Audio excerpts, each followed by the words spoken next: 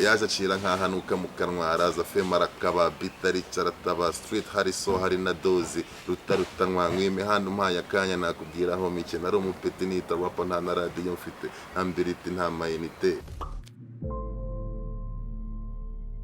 urumva none izano character z'abantu yewe turavugana na kenshi cyane njye umukiriya ntambwira kugira ngo nakubwira price ugacika intege wembwire wawe wateganyije numva nibe byavamo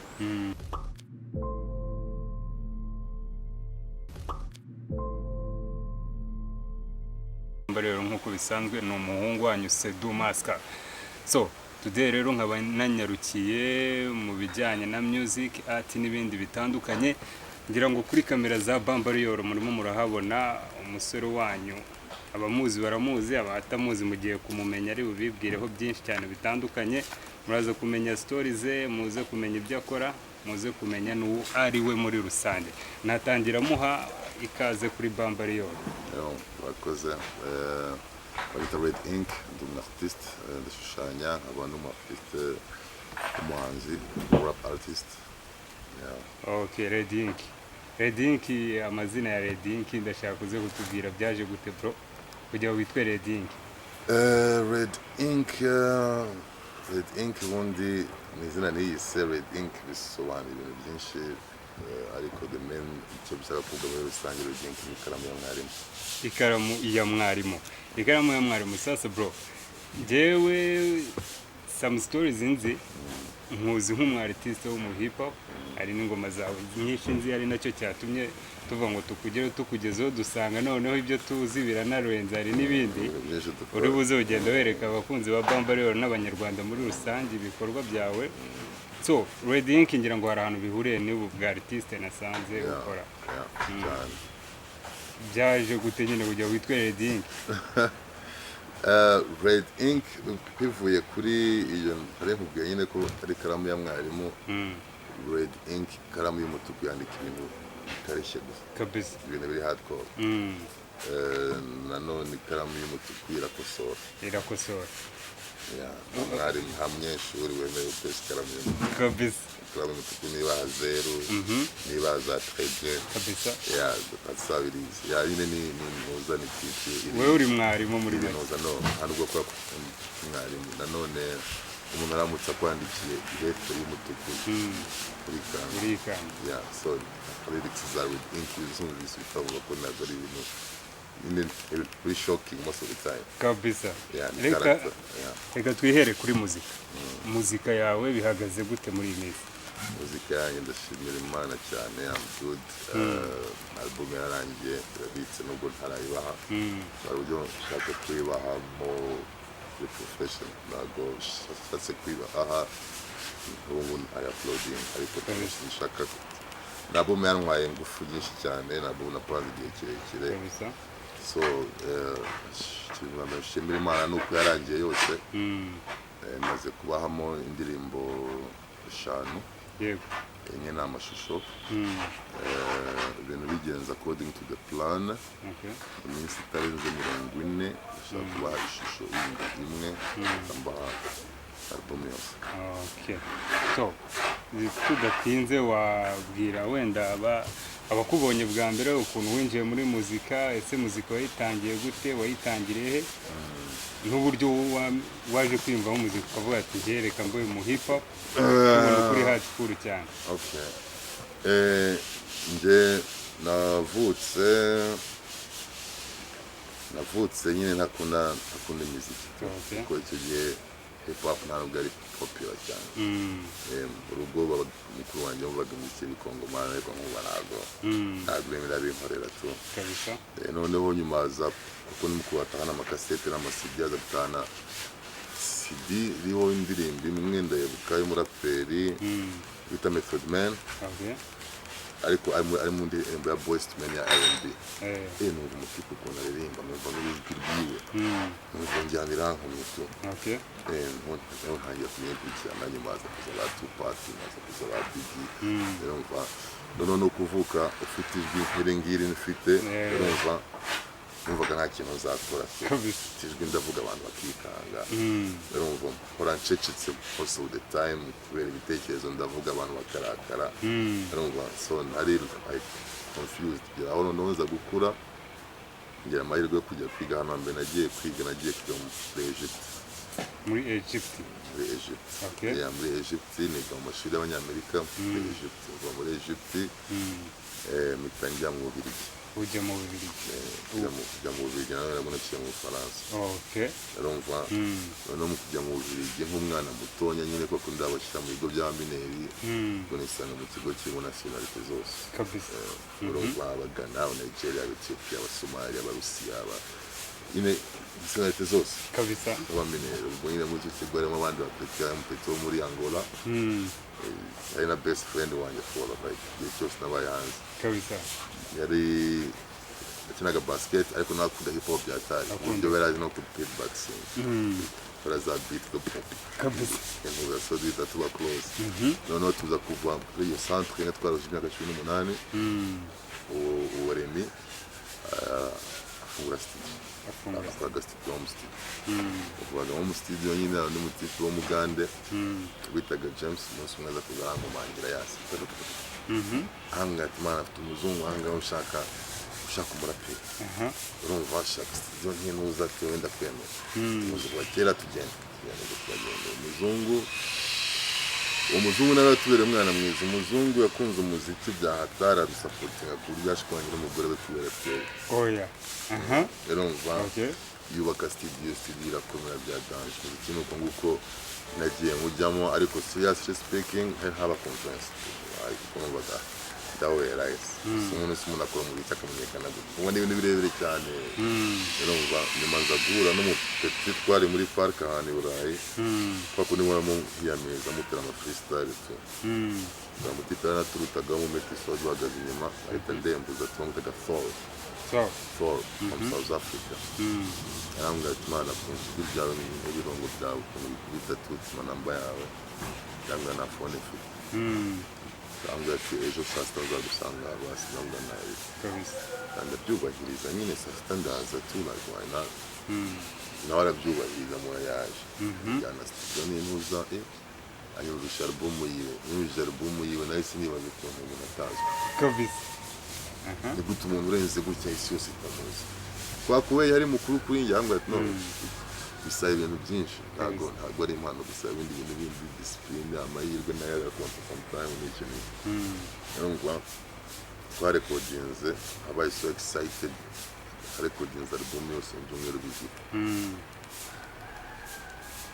urumva album yose mu byumweru bibiri ubwo tuza gupfa iki imyitwarire yanjye uko ntabwo nari umuhanzi gusa nari umuhanzi ariko was also the same time a street hustle kabisa amabifu atandukanye hirya no hino rimwe na rimwe bifuza gusanga studio hano urako ati ntabwo njyewe nabikoreramo kabisa turashwana mu gushwana turatukana asiba album yanjye yose album yanjye yose mutonga ati no one I will never stop. Actually, I thank him for that. Kwa abantu bane courage wanatuma mba sharp cyane. Buri life no ubuzima tu. Arumva nakuze ubuzima bwose nabaye Burayi. I was always harimanganye nawe like I will never stop laughing. Uko afite indirimbo bavuga ngo the real one will move on and the fake ones will quit.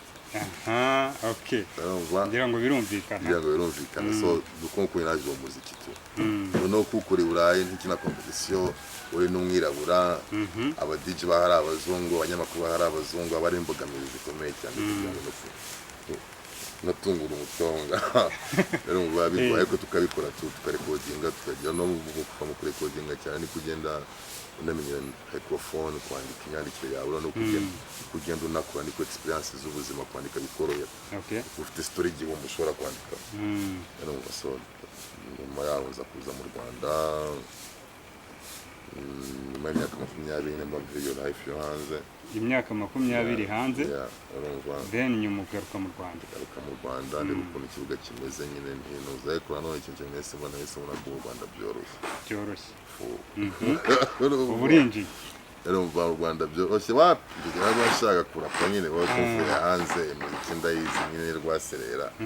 urumva no kubona imiryango n'abasista baba bagufata nk'iki n'abavandimwe ndabaga reka mbipowe tu mpamvu ahubwo nari mfite nk'inshuti za kera ebyiri hano mu Rwanda zizi ko ibyo bintu bikunda cyane kandi bikora tu akambaye ku mana ntabwo kirapasi ubu narahinduye na style niyambarira amatisi n'ubushati naco urumva nabi byatanze urumva ntabwo ati mana nyamara ushatse babikora tu ntabwo wapi nayivuye mu ntabwo amaze kuba umusaza nayo none nyuma yabo nyine aza kumbwira ati herekeza ahantu hano ku mishahari ya tunari turajyana ngenzi uko nk'uburyo tugiye gusura bisanzwe nyine usanga ni kwande ni kwa studio kwa JP production ukunda uba tipari inshuti za JP yego turaganira bisanzwe nyuma yo kumwira ati mana tunyine igitipe ukuntu rapa fresh urumva bavuga ngaho JP atereka numva ijwi ryawe batangira gukina amabiti aho ngaho zimwe tujya kuri booth ashyiraho microphone nahise ndepodinga indirimbo ngaho ngaho direct wanditse lyrics ayenze mfite mu mutwe umuraperi ubundi uri hangi wanyawe agomba kuba afite indirimbo ziri mu mutwe zitanditse zanditse cyangwa ariko zanditse ariko ziri kuko hafi cy'aba underground henshi cyane barandika bakandika amakaye n'amakaye ugasanga yabuze session iyo yabuze session rero ugize amahirwe ukamuha freestyle ahita kwica nanjye ari nk'uko iyo kana abishyiramo abampaye nuza nyine bita nkubita indirimbo one take ati subiramo iyi baking urumva mbanda ayi baking zamana ati ibintu byo kwese JP yashatse guhita nsinyisha ntambwira nkabi ntabwo ari tayari ntabwo nashaka urumva ntabwo abishaka ariko nanone kuri hip hop areba heavy cyane areba ngo bamazima ka prime areba ba UMP ba Pfla ku ma TV areba abanyamakuru aba Pakistan iyo hebera homa ariko bucece urumva irimo ntabirimo ubwo JP nyine hajya musura sometimes kwa hafi yo mu rugo ubwo nyine kwa kuni ujya gukina basket rimwe na rimwe kugira ngo urambura imitsi atari gushaka kujya mu kipe y'igihugu ariko kumujya kwiyongera urambura imitsi ajyanje rimwe na rimwe umunsi mwindi bukaye mutware kodin ziriho prime mazima hari abaraperi benshi cyane waba uyibuka ni all star kuri channel itwa free song all star kuri channel ya JP production so ndashaka kubaza sindi busimbuke numvishe story yo hanze ukuntu imeze wagiye hanze ujya hanze uri umwana ugezeyo uza kuku wagiye ufite ukuntu ukunzemo hip hop gake ariko utaraba nta n'icyongereza nari confirmed kuza gukora utaraba nyine nta cyongereza nari nvuga nzabikora nvuga nabishobora so niki cyaguteye kugera hanze ugakora utitaye ku muziki kuki utabishyizemo kimuri hanze ko nge ndumva hariho hari opportunity yo gukora umuziki uko nabwiye nyine bwa mbere ari umwana cya kabiri hanze ni hanze urumva ukuvuga niba uri umwana ufite imyaka 16 17 urumva abandi bafite 25 urumva noneho waba muri studio ajyama muri studio tekera muri studio ahari ikintu adakoreramo ni ukogeramo gusa bivuga ngo iyo ni imbogamizi ya mbere no levels uriyumva iyo hari ikintu ubundi ni ukuntu Rwanda batabyitayeho cyane ariko nka state hari igihe umuraperi aba ari ready kuba kuri ready nyine full package uri tayari urumva uri tayari cyane kuvuga ati ahantu ngomba kuraba mu cyongereza igihugu ntabwo kivuga icyongereza urumva nanone abandi baraperi bahari bari hejuru cyane nawe muntu wenyine umbwiye story nkaryoherwa bikagera kuri iyi minota ntaragusaba freestyle ko nkunda freestyle zo mu cyongereza cyane cyangwa zo mu kinyarwanda nta freestyle ndi buguye nta kibazo sinzi niba ari akantu wakubita abafana bawe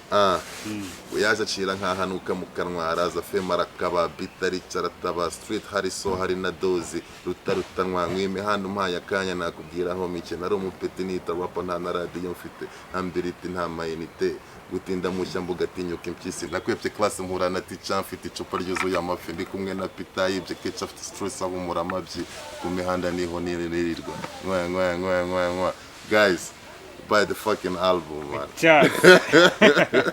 cyakoze my brother wallahi man nje mpamvu mvuze ngukubite freestyle mbanyanga abantu babone ko nta bapfunyikiye tutari kuvuga ibintu biri aho ngaho cyaza uretse ko n'umuntu ukuza arakuzi man numvisha uvuze ukuntu wakoraga music ukora na art nakoraga music ariko music cyane nakoraga music art yo yaje gute art I went to art school avutse nzi gushushanya turi kubona na tatouage za fresh hano arantu byabihuriye na art yawe of course no tatouage yanjye when ubuzima bwawe na art afite ibisobanuro life yani deep umuntu ufite tatouage datigiswana n'igicucu azayikure really tatouage zanyazo ntabwo zibari ugomba kugira tatouage ngira ngo bari kubibwirwa n'umartiste anakubwije n'ukuri nge ntabwo nshobora kwitira tatouage nishimye cyambere iranje nishimye ko mbona hano tatouage imeze nk'iyanuze nk'iya yabushaka iyi ngiyi imeze ni igitagangurirwa bivuze iki ifitwe n'abantu benshi cyane igitagangurirwa means ni symbol of protection ni en fait une story iri mu gitabo cya Korowani abantu bazi Korowani barabyumva abantu bazi Korowani hano igitagangurirwa cyahishe I think intumwa y'Imana undi abantu bamushakaga babonye igitagangurirwa n'inkoratetu nta muntu winjiyemo urumva ushakira ahandi hantu so that's the whole thing hari icyo bitwaye tubwiye n'iyi ngiyi niyo tatouage nashaka kubwira ni private okay yo hi in faith okay chizere ngahari no dream is too big no dream is too big is too big sasa bwa ko ntanzuzi nini cyane ba ntanzuzi nini cyane ba inzozi zose wahigera really okay ari nk'ikintu wacivinze wabonaga kiri nka my life ubuzima bwanjye bwose bwabaye gutangaza no kuba ndiho mvuga ndi muzima ntarasabe cyangwa ntarapfuye nabwo bwabaye gutangaza ano niba bakurikiranye story yanjye by the way no dream is too big niyo title ya album yanjye no dream is too big niyo title ya okay njyewe nkora art ziri beautiful ikintu kiryoheye ijisho that's the most important thing for gukora ikintu kiryoheye ijisho ikindi kintu kindi atari no byango no kwihamagara njye sinzi gusondeka urumva umuntu wampembye miliyoni wampembye 100 muri the same quality kabisa urumva ko niho enjoy ko art gushushanya niyo natangiye kurera ubundi umuntu yangurura gipaki y'intora akangurura n'igicupa cya coca urumva umuntu kubita art agatwaye $100 for free. For the passion that so is my music. They don't want kuki udashyira ibintu byawe Spotify. Ufata no ku mafaranga. Ntabwo konye rero mu cyiko amafaranga se no. Na art rero ni nubishima yiza amafaranga sabo ntibitana yaza nawe still do it. Agwangu yo ntafite umukiriya sima muri ndashushanya kwa enjoy it. Kabisa. Nandyohera kubikora. Na rap nuko ngo. Bivuga ngo umuntu wese urugero arimo uko ngana yaza akakwegera wamufasha igishaka cyose wamukorera bitewe n'ubushobozi bwawe ari umuntu nk'abantu benshi ahuguremi let me get over it hari abantu benshi cyane so kumva red ink cyangwa se anambona urumva akira imodoka ntwaye ku nambaye ku eza gato bati mutipa azamenda urumva byenje wishize kubera iki neza n'igihobwa ngo urinde imodoka urumva none izano character z'abantu yewe turavugana na kenshi cyane njye umukiriya ntambwira kugira ngo nakubwira price ugacika intege wembwire wawe wateganyije numva nibe byavamo urumva na wa wundi wambaye yampaye last time kugira ngo Okay. byagenze ntibyibuka yarambwiye ati aho ufite angahe Ndabyibuka rwose. uko Ngira ashobora ngo- kumbwira ati wikorera angahe ahubwo ati wenda igikuta cyawe maze nawe kureba 700 urumva agatanga ati naje guhamagara Okay. amubura ariko mwibarije akambwira ati manjye mfite 100 mfite 200 urumva twakora iki nambwira ati havamo ibi Kabisa. ariko iyo 200 wongeyeho veni havamo utuntu ugasanga ibintu birasa neza sawa Najya mbwira umuntu wese ufite ikintu ashaka gukora kijyanye na art cyangwa ushaka tatuwaje cyangwa iki yareba Edink ari bumubwire ama platform ye amubwire aho yamusanga nanadukundira turi bugende turebe art yakoze abereka mu hijisho so ubundi aba ntabwo bakunda gutanga nimero abantu magana ntacyo bari kwabwira platform okay ushobora kunyandikira kuri IG Red Ink Rwanda bifatanye Red Ink Rwanda bifatanye ushobora kunyandikira kuri Facebook Arafat Gafaranga bifatanye bitandukanye tukaganira haduhana namba tukavugana byatari dukora ibintu bitandukanye ntabwo njyenyine cyangwa ngabonye n'abandi hari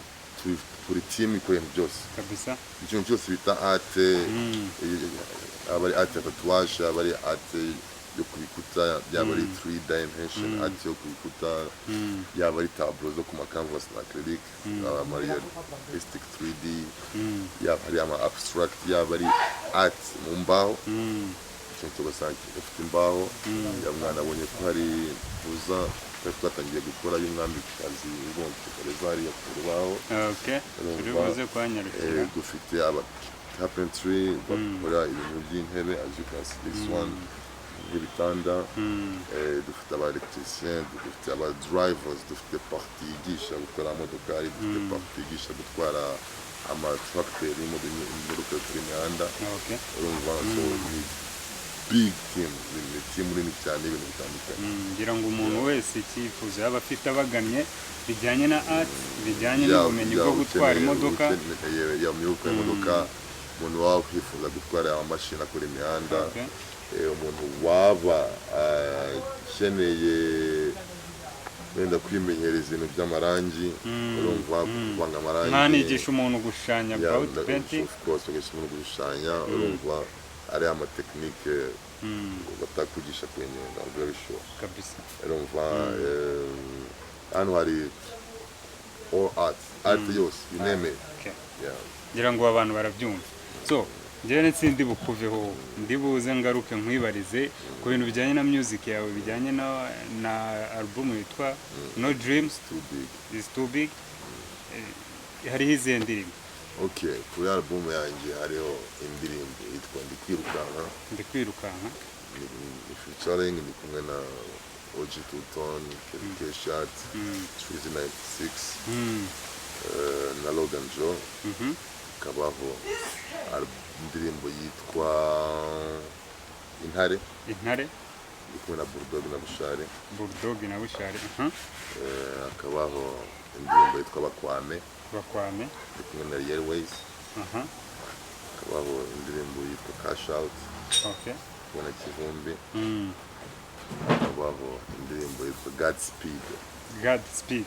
kumwe na Ishkevin na Malone na Bushari akabaho indirimbo yitwa Cyakirara ndi kumwe na Ririmba ndi kumwe na Glory Majesty na Madagi kabisa akaba indi ndirimbo yitwa Nyirikamba ndi kumwe na Trizy 96 na Beatray akabaho indirimbo yitwa Shit Stinks ndi kumwe na Beatray na Big Game na Marcelo the Messenger akabaho indirimbo yitwa Akiryo ndi kumwe na Muta na Longe umuhungu wanjye Free Long we miss you urumva ushobora kumufungura nawe mu gihe gitonya nk'amezi abiri akabaho indirimbo yitwa Cyane akabaho n'indirimbo yitwa What what aha so kube numvisha indirimbo zawe numva umuraperi uriho mu region ni Bulldog kubera iki niyo generation ari yo wibanzeho cyane mu gakora generation uko ni generation ari muri yakora cyane nirimo irakora cyane Bulldog nawe marakora cyane ariko byumvikana ko gukorana nawe ugomba kuba ushoboye nta muraperi cyangwa nta muhanzi muri new generation numvisha ujegajega mwakoranye impamvu ni uko muri new generation ubundi abapeti bose turazana tuziranye ni inshuti n'abapeti nyine dukundana cyane urumva n'abajyama baza mu rugo tugaciringa nabo tugaciringa n'ibintu byataye urumva kandi njyewe n'ubundi mbere yo gukora rap mu Rwanda afite igitekerezo cyo gusapotinga rap kugira ngo badufashe impano abashaka amafaranga twakoresheje amasho urumva turamukwiye ku mpande zombi so ni iki wabwira abanyarwanda ni byari album mbere yuko dusoza ni byari album uzayishyira hanze album ntabwo nshobora gutangaza itariki exacte ariko album sinababwira album izabaryohera cyane washaka kumva izo ngoma wasohoye yazisanga he izo ngoma nasohoye right now ziri kuri YouTube gusa YouTube yawe nanone yanjye Red Ink Rwanda aza gusohora eshanu ariko izo zindi ndazibahera ishusho ni album yose icyarimo okay twizere ko ari vuba atari byarende oya ntabwo ari kera cyane uko byararangiye byarakozwe birahari so mukanya ngira ngo ugiye utwereka art ukora ibijyanye na painting ukora tunakora muri rusange mukorana ikintu nakundiye hano ni family mwaremye ikintu cyitwa family wa team wako ukuntu bimeze ni ibintu byiza cyane reka tugushimire tunakubwira ngo anytime wakenera support cyangwa se ikindi kintu kuri bambaliorxa kandi natwe twishimye cyane wakoze kutwakira hano iwanyu tukubwire ngo ni kazi anytime mwakoze kudusura thank you very much so reka mushimire wabonye natwe rero kuri bambaliorxa wakomeje kureba Red Ink umukurikirane kuri platform ze usapoting ibikorwa bye ubirebe umufollowing nge twakomeje kubana ni Duhamagare nkubwira ngo hasta la vista.